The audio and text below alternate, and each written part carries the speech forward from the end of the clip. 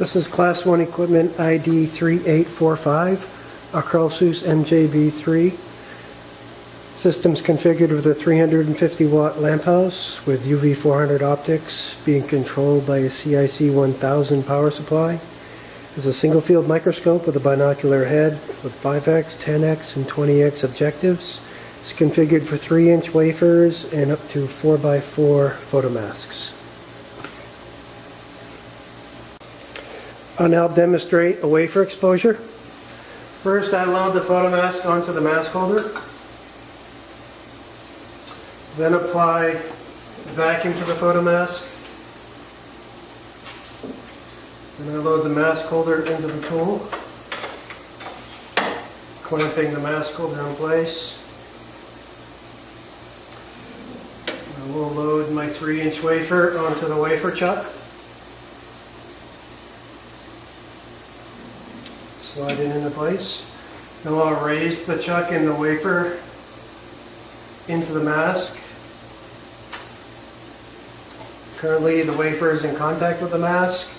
Prior to any alignment, you bring the wafer into separation, which is currently set at 45 microns away from the mask. Then you align the wafer to your photomask. Bring it back into contact. Then you press the exposure button to expose the wafer.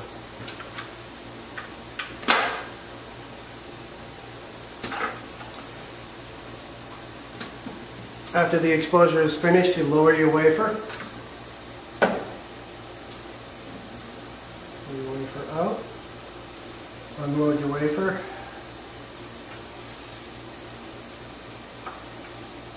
Remove the mask holder. Release the mask vacuum, and that completes your exposure.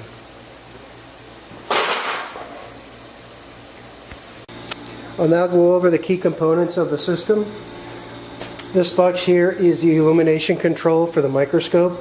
It controls the voltage going into the bulb in the microscope. Connected to it is a step-down transformer. This unit runs on 110 volts, so it's being supplied with a step-down transformer to go from 220 to 110. On the alignment stage, we have the Y micrometer, the rotation micrometer. On the right side is the X micrometer.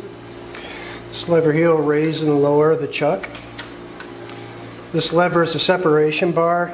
Once the wafer has been brought into the mask, you can remove the wafer down prior to alignment to avoid any scratching or sticking, and then brought back into contact before exposure.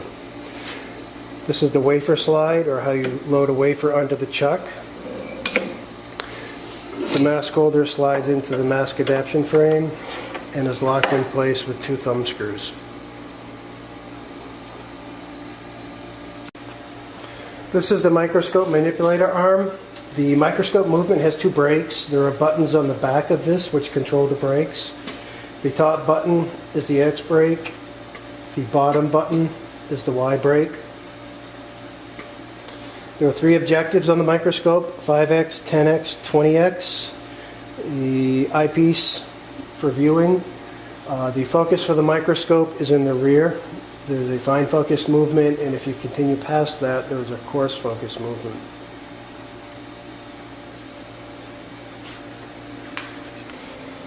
On the control panel, this is the vacuum gauge to measure the amount of vacuum in the vacuum chamber during a vacuum contact exposure. This needle valve allows you to bleed into that chamber to regulate the amount of vacuum in that chamber. This is the main system power. This is a buzzer for when you lose nitrogen going to the lamp. This is the mode of operation, high precision or standard. This applies vacuum to the vacuum chamber during vacuum contact printing. This is a button which will silence the N2 loss if you lose nitrogen to the lamp, but it will still flash. This enables soft contact printing. This is mask vacuum. This is an indicator telling you that you have the wafer in separation during alignment, or if you're in contact with the separation bar on the left hand side of the stage. And the expose button will expose the wafer. This is the system timer. It can be set for hours, minutes, or seconds. This will be 11.59 seconds, 21 seconds, 1 second. This is the manometer box, or the gas box. It is what your house facilities will plug into. It's currently set up to receive 6mm hose with push fittings. It'll take 1 nitrogen, 1 vacuum, and 1 CDA. After the gas comes into the box are regulators, which regulate it out to the tool. CDA is set to be 4 bar. This CDA is set to 2 bar. Nitrogen is set to 1 bar.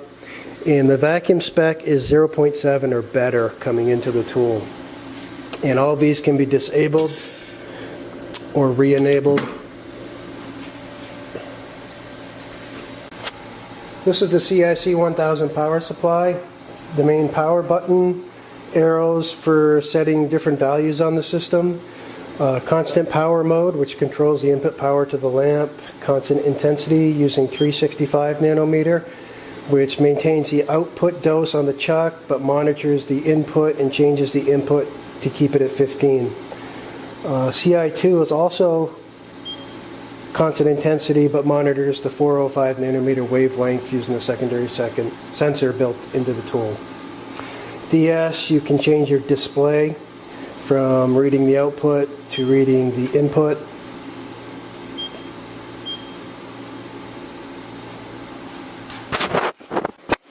And finally, the Lamphouse. On the exterior of the Lamphouse, you can move the lamp with the Y, the Z, and the X knobs. That's for calibration when you install a new lamp. There's a flow meter, which controls the nitrogen being pointed at the bottom of the lamp inside.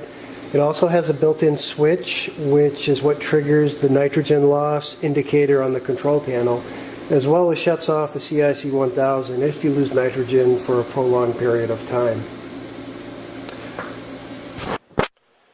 Also being shipped with the tool are all the tools required to calibrate and level the wedge error compensation assembly inside the machine, leveling the chuck, zeroing a height adjustment knob.